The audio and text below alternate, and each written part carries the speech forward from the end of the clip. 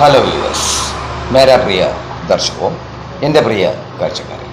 അപ്പോൾ ഞാനിവിടെ ഒരു ഹോട്ടലിലാണ്. In front of my house, വീടിൻ്റെ മുന്നിലെ ഒരു ഹോട്ടലാണ്. അവിടെ ഇരിക്കുകയാണ്. അപ്പോൾ ഒരു ക്ലാസ്, ഇപ്പോൾ നമ്മുടെ +2 എക്സാം നാളെ മറ്റന്നാളാണ്. അപ്പോൾ ഈ +2 എക്സാമിൻ്റെ ഒരു ക്ലാസ്സാണ് ഇപ്പോൾ ഞാൻ നൽകുന്നത്. ഇപ്പോൾ ഒരു ചെറിയൊരു ക്ലിപ്പ് പിന്നെ ഞാൻ വീണ്ടും നൽകാം. അതായത് ഒരു ലെറ്റർ, ഒരു ആപ്ലിക്കേഷൻ നമുക്ക് എങ്ങനെ എഴുതാം ഒരു കമ്പനിക്കായിട്ട്, അത് വരാം. मेरा प्रिय दर्शकों, आज भी मैं कल पूछा तो आप लोग को +2 एग्ज़ाम गोइंग ऑन चलते हैं here in Kerala.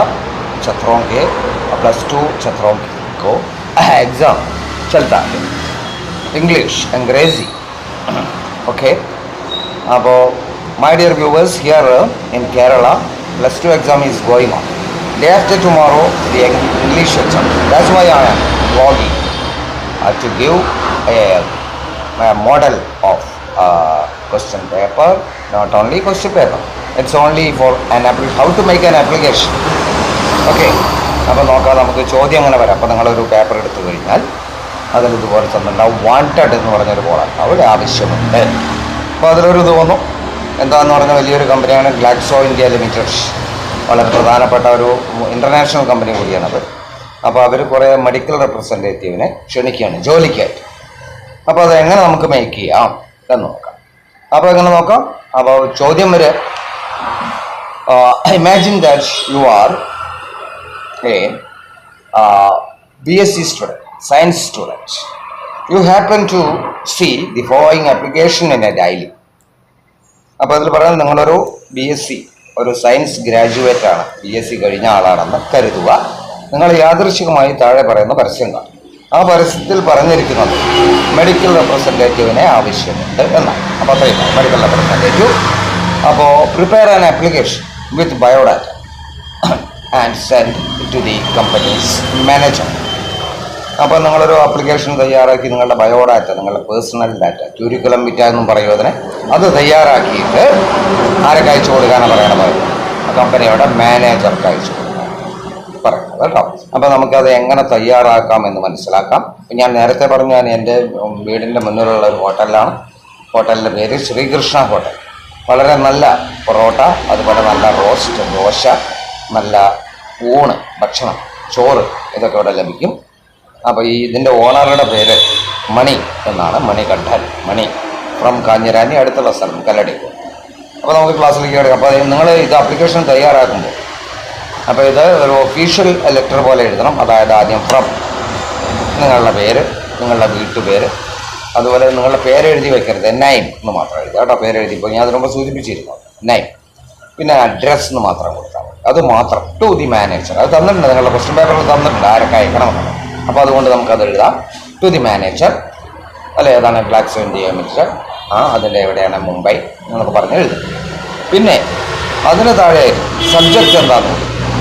Subject reference വെക്കണം എന്നല്ല, subject application for the post of medical representative എന്ന് മാത്രം കേട്ടോ. പിന്നെ ഏറ്റവും മേലെ അല്ലെങ്കിൽ താഴെ ബിലോ ലെഫ്റ്റ് സൈഡിലായിട്ട് പ്ലേസ് ഡേറ്റ്. ഇപ്പോഴത്തെ മോഡൽ അങ്ങനെയാണ് തയ്യാറാക്കുന്നത്. ലെറ്ററിൻ്റെ ലെഫ്റ്റ് സൈഡിലായിട്ട് പ്ലേസിന് പ്ലേസ് എന്ന് എഴുതിയില്ല, നിങ്ങളുടെ സ്ഥലം ഒന്ന് എഴുതി വെക്കരുത്. പ്ലേസ് അല്ലേ, then comma, then date, full stop. ഈ ഫുൾ സ്റ്റോപ്പ് കോമയൊക്കെ ശ്രദ്ധിക്കണം കേട്ടോ, അതിനൊക്കെ മാർക്ക്. കാരണം ഇത് ലാംഗ്വേജാണ്. ഒരു ഫുൾ സ്റ്റോപ്പ് വിട്ടുപോയാൽ അല്ലെങ്കിൽ ഒരു കോമ വിട്ടുപോയാലൊക്കെ ആരാ മാർക്ക് അവിടെ പിടിച്ചു. ഞാൻ പിടിച്ചിരുന്നു, അതുകൊണ്ടാണ് പറയുന്നത് പിടിക്കണം. കാരണം ഇന്നൊക്കെ ലാംഗ്വേജിൽ ഫുൾ മാർക്ക് കൊടുക്കുകയാണ്, ഒരിക്കലും കൊടുത്തു പോരത്. ഇംഗ്ലീഷ്, ഹിന്ദി, മലയാളം. ഇപ്പോൾ ഇതിൻ്റെ ഓണറാണ് ഇങ്ങനെ നടന്നുകൊണ്ടിരിക്കുന്നത്. പിന്നിൽ അത് നമുക്ക് വേറെ ദിവസം ഞാൻ പേര് പരിചയപ്പെടുത്താം. അപ്പോൾ അത് നിങ്ങളിങ്ങനെ ചെയ്യുന്നിട്ട് എഴുതാം. റെസ്പെക്റ്റഡ് സാർ എന്ന് പറയാം. സബ്ജക്റ്റ് എഴുതി നമ്മൾ application for the post of medical representative. അതിൻ്റെ താഴെയായിട്ട് respected sir, I would like to apply for the post of medical representative എന്നെഴുതി അല്ലേ. പിന്നെ അത് കഴിഞ്ഞ് full stop. Then I am a graduate. നിങ്ങളുടെ ഏതാണ് നിങ്ങൾ സ്പെഷ്യലൈസ് ചെയ്തിരിക്കുന്നത്, അതായത് ഫിസിക്സ് ആണോ, കെമിസ്ട്രി ആണോ, ബോട്ടണി ആണോ, സുവോളജി ആണോ, അതുപോലെ ഇനി IT മേഖലയിലാണോ, അത് സൂചിപ്പിക്കുക.